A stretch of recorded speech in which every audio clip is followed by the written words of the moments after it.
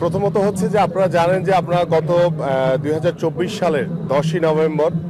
বগুড়ার শহীদ চান্দু স্টেডিয়াম দিয়ে আমাদের জিয়া ক্রিকেট টুর্নামেন্ট 2024 এবং 25 আমরা শুরু করেছিলাম এবং পর্যায়ক্রমে আমাদের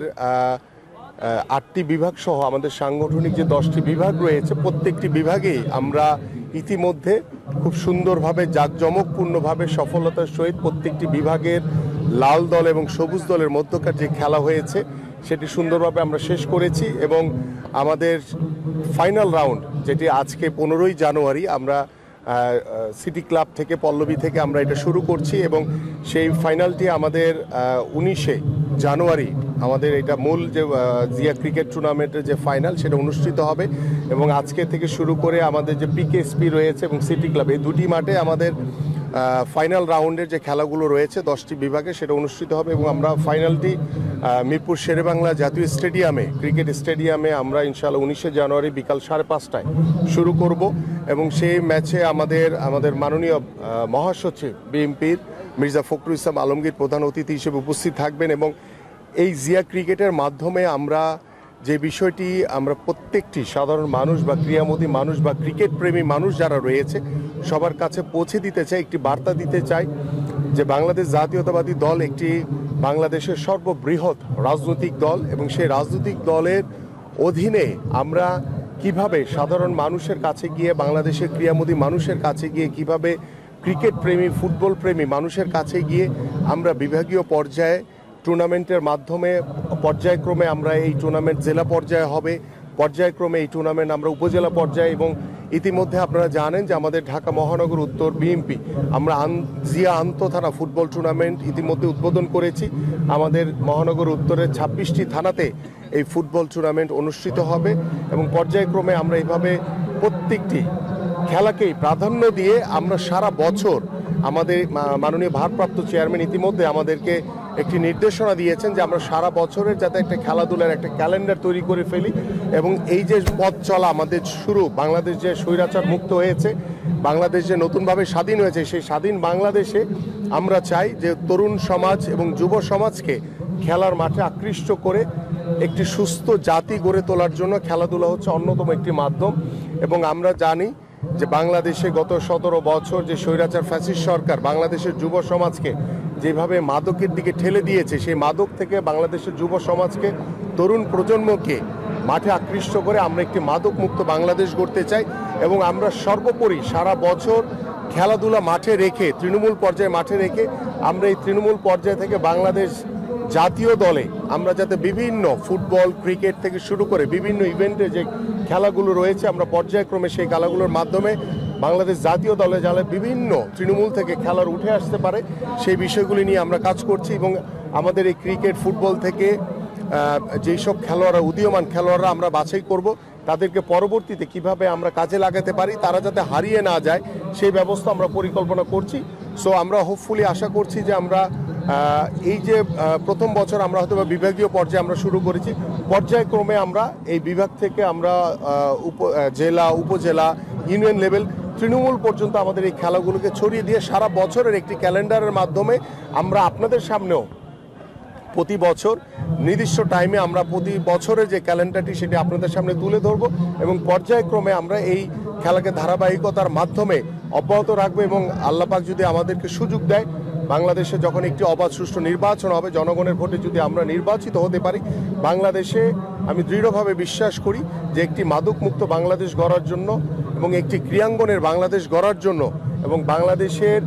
খেলাধুলাকে প্রত্যেকটি পাঠ্যপুস্তকে এবং প্রত্যেকটি স্কুল কলেজ মাদ্রাসা ইউনিভার্সিটিতে আমরা বিভিন্ন যে আমাদের যে সফল যে ইভেন্টগুলো রয়েছে বিশেষ করে ক্রিকেট ফুটবল হকি ব্যাডমিন্টন সাঁতার এই ইভেন্টগুলোকে আমরা বাধ্যতামূলক করে দিব প্রত্যেকটি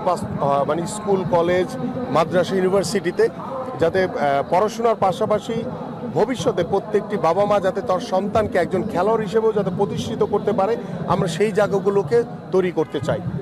আমিনুল ভাই, যে উদ্দেশ্যে আপনারা শুরু করেছিলেন সেটার কি কিছুটা সাড়া বা কিছুটা সুফল কি মেলা শুরু হয়েছে? ইতিমধ্যে আপনারা দেখেছেন যে জিয়া ক্রিকেট টুর্নামেন্ট 2024 এবং 25 সারা বাংলাদেশের প্রত্যেকটি মানুষের কাছে পৌঁছে গেছে এবং আমরা মরহুম আরাফাত রহমান কোকো স্মৃতি ফুটবল টুর্নামেন্ট আমরা ইতিমধ্যে এটি চলমান রয়েছে। আমরা জিয়া ক্রিকেট শেষ করার পরে আমাদের আরাফাত রহমান কোকো স্মৃতি ফুটবল টুর্নামেন্টে শেষ করব। তারপরে আমরা আমাদের বাংলাদেশের সবচেয়ে জনপ্রিয় নেত্রী দেশনেত্রী বেগম খালেদা জিয়ার নামে আমরা মেয়েদের ফুটবল কিংবা মেয়েদের ক্রিকেট, আপনারা জানেন যে দুটি ইভেন্টই বাংলাদেশ প্রিয়, সেই দুটি ইভেন্ট থেকে আমরা বাছাই করে আমরা পর্যায়ক্রমে ক্রিকেট ফুটবল প্রত্যেকটি ইভেন্টকেই আমরা প্রাধান্য দিই এবং আমাদের যে দেশীয় যে খেলাগুলো রয়েছে, যেই খেলাগুলো আমরা অনেক সময় এখন টোটালি হারিয়ে গেছেই বলা চলে, তো সেই খেলাগুলোকেও আমরা প্রাধান্য দিয়ে পাশাপাশি আমাদের যে ইন্টারন্যাশনাল যে গেম রয়েছে, আমাদের যে দেশীয় যে গেমগুলি রয়েছে, প্রত্যেকটি খেলাকে প্রাধান্য দিয়ে আমরা তৃণমূল পর্যায়ে খেলাধুলাটাকে ছড়িয়ে দিতেছে এবং আমরা ব্যাপকভাবে সাড়া পেয়েছি। এবং এদেশের মানুষ সকলেই আমরা ক্রীড়ামোদী মানুষ এবং আমরা খেলাপ্রিয় মানুষ। আমরা চাই যে বাংলাদেশের প্রত্যেকটি সেক্টরে যেভাবে আমাদের রাজনৈতিকভাবে বাংলাদেশে একটি স্থিতিশীল অবস্থা খুব বেশি জরুরি, পাশাপাশি খেলাধুলার মাধ্যমে যাতে বাংলাদেশের রাজনীতি থেকে শুরু করে বাংলাদেশ প্রত্যেকটি সেক্টরে রাষ্ট্রীয় প্রতিষ্ঠানগুলোতে যাতে এর একটা প্রভাব পড়ে, সেই প্রভাব ফেলার জন্য কিন্তু খেলাধুলা হচ্ছে অন্যতম একটি মাধ্যম। এবং সেই খেলাধুলাকে বাছাই করে আমরা মাননীয় ভারপ্রাপ্ত চেয়ারম্যান মহোদয় আমাদের অত্যন্ত গুরুত্ব দিয়েছেন খেলাধুলার দিকে এবং যুব সমাজকে, তরুণ সমাজকে বাংলাদেশের মাঠে আকৃষ্ট করার জন্য তিনি আমাদেরকে এই নির্দেশনা দিয়েছেন। সংস্কারের কথা বলছিলেন আপনারা, যখন পরবর্তীতে সময়ে আমরা দেখেছি যে আপনারা ক্রিকেট বোর্ডে গিয়েছেন, ফুটবলে গিয়েছেন, সংস্কারের জন্য বিভিন্ন জনের সাথে কথা বলেছেন কীভাবে ক্রিকেটটাকে সব জায়গায় সংস্কার করা যায়। কিন্তু আমরা এখন দেখছি যে বৈষম্য বিরোধী যে আন্দোলন বা ছাত্র জনতার যে আন্দোলন, সেই আন্দোলনে গুলি চালানো বা সেই আন্দোলনে অভিযুক্ত আসামি তারা এখন বিসিবিতে ঘোরাফেরা করছে, বিসিবির মানুষজনের সাথে ঘোরাফেরা করছে। এই বিষয়গুলো আপনারা কীভাবে দেখেন? আমরা অন্তর্বর্তীকালীন সরকারকে বারবার আহ্বান করেছি যে গত 17 বছর ধরে আমরা বাংলাদেশ জাতীয়তাবাদী দল বিএনপি এই স্বৈরাচার শেখ হাসিনার পতনের জন্য যেভাবে আমরা আন্দোলন করেছি, সংগ্রাম করেছি, যেভাবে বারবার মামলা খেয়ে নির্যাতিত হয়েছি, আমাদের প্রায় 60 লক্ষ নেতা কর্মীদের বিরুদ্ধে মামলা রয়েছে, আমাদের 1.5 লাখের উপরে বেশি মামলা হয়েছে এবং এই গত 17 বছরে আমার অনেক ভাইদেরকে গুম করা হয়েছে, হত্যা করা হয়েছে। এবং গত জুলাই আগস্টে বাংলাদেশে যে জনগণের যে গণঅভ্যুত্থান হয়েছে, সেই গণঅভ্যুত্থানে আমরা দেখেছি আমাদের ছাত্র ভাইদেরকে কিভাবে গুলি করে হত্যা করা হয়েছে, আমাদের বিএনপি নেতা কর্মীদেরকে কিভাবে গুলি করে হত্যা করা হয়েছে, আমাদের সাধারণ মানুষকে কিভাবে গুলি করে হত্যা করা হয়েছে। সেই স্বৈরাচারের প্রেতাত্মারা এখনো শুধু ক্রিকেট বোর্ড না, শুধু বাংলাদেশ ফুটবল ফেডারেশন না, বাংলাদেশের প্রত্যেকটি রাষ্ট্রীয় প্রতিষ্ঠানে এখনো স্ব স্থানে বহাল রয়েছে। ইভেন দো এই আওয়ামী লীগের যারা স্বৈরাচারের যারা সংবাদ মাধ্যম কর্মীর যারা দোসর ছিল, তারাও আপনাদের মাঝে কিন্তু স্ব স্থানে বসে আছে। আমরা কিন্তু বারংবার তাদের উদ্দেশ্যে বলছি, আমরা অন্তর্বর্তীকালীন সরকারের কাছে আহ্বান করছি যে আমরা বাংলাদেশ জাতীয়তাবাদী দল যে সংস্কারের কথা বলছি এবং আপনারা যে সংস্কারের কথা বলছেন, তো সংস্কারের সাথে আপনাদের যে কাজের যদি মিল না থাকে, তাহলে বাংলাদেশের মানুষ কিন্তু আপনাদের যে কর্ম তৎপরতা দেখছি বা আপনাদের যে কার্যপ্রণালী দেখছি, সেগুলো সাধারণ মানুষ খুব ভালোভাবে নেবে না। কারণ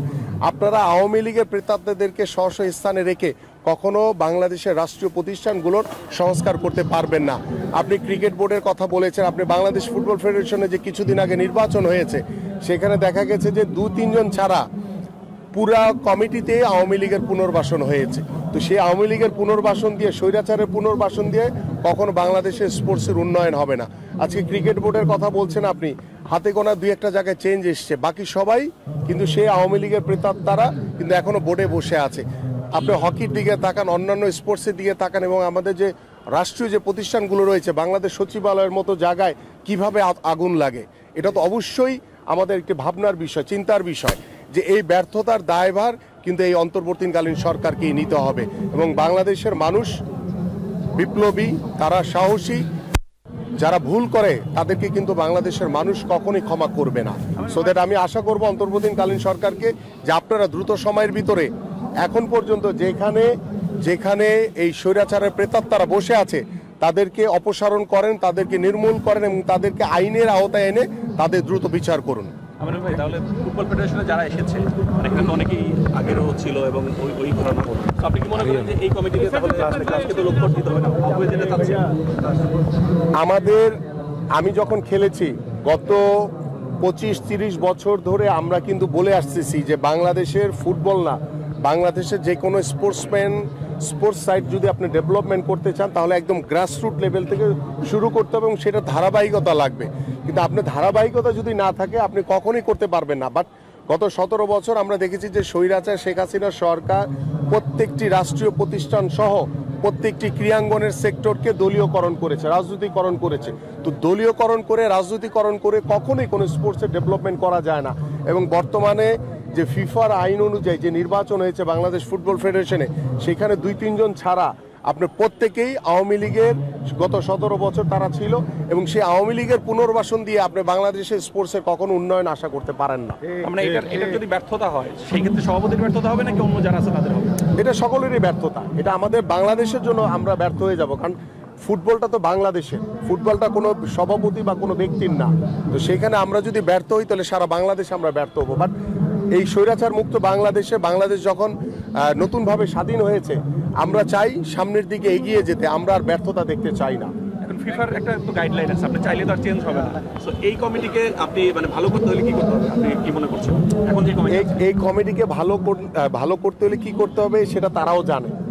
এখন তারা তাদের কথা এবং কাজের সাথে যদি মিল রাখে তাহলে হয়তো বা আমরা কিছুটা চেঞ্জ দেখব। বাট আমার কাছে মনে হয় না যে স্বৈরাচারের প্রেতাত্মারা কখনো বাংলাদেশের ক্রীড়াঙ্গনের জন্য ভালো কিছু বয়ে আনবে, বা বাংলাদেশের মানুষের যে প্রত্যাশা, বাংলাদেশের ফুটবল নিয়ে যে প্রত্যাশা, সেই প্রত্যাশা তারা কখনোই পূরণ করতে পারবে না।